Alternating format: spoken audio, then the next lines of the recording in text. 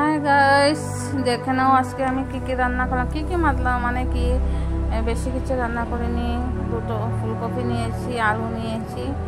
তো দেখো আলুগুলো কত বড় বড়, আর ফুলকপি আরও পেয়েছি। তারপরেও আজকে ভাবলাম একটু শেয়ার করি তোমাদের সাথে। তো ফুলকপি দিয়ে মাছ দিয়ে করবো, পাতলা পাতলা করে একটু। তোমরা সবাই ভিডিওটা দেখে নিও, বুঝেছো বন্ধুরা। আর দেখে নাও আমি সবগুলো রেডি করছি।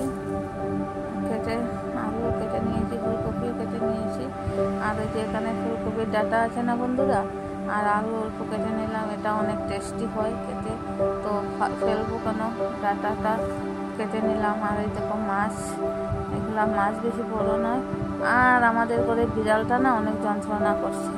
দুটো কেটে নিলাম, ধুয়ে ফ্রেশ করে নেব। আর এই দেখো আমি ডাঁটাটা বসিয়ে দিয়েছি, ডাঁটাটা হয়ে গেছে।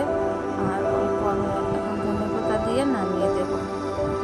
দেখো আমি মাছগুলো ধুয়ে ফ্রাই করতে বসিয়ে দিয়েছি।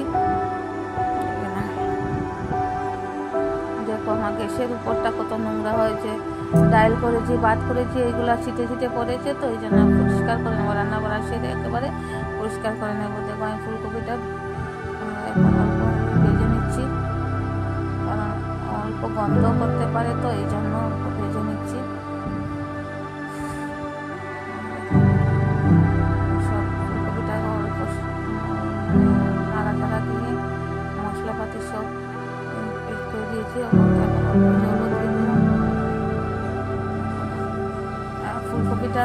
ফুলকপিটা এরকম এখন ফার্স্টে এরকম খেতেই ভালো লাগে।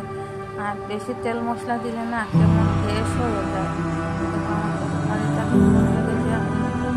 ধনেপাতাও দিয়ে দিলাম, কাঁচা লঙ্কাও দিয়ে দিলাম, আর মাছটাও ছেড়ে দিয়েছি। এটার সঙ্গে আরও আছে ডাইল আছে, তারপরে তোমাদের যে ডাটা দিয়ে একটা চচ্চড়ি করেছি এটা আছে, আর কি আছে আরও কি একটা ভাজা আছে, তোমাদের সাথে শেয়ার করবো। এবং আমার তরকারিটা হয়ে গেছে। তোমাদের যদি ভালো লাগে লাইক শেয়ার কমেন্ট করতে ভুলো না। টাটা, বাই বাই, ভালো থেকো।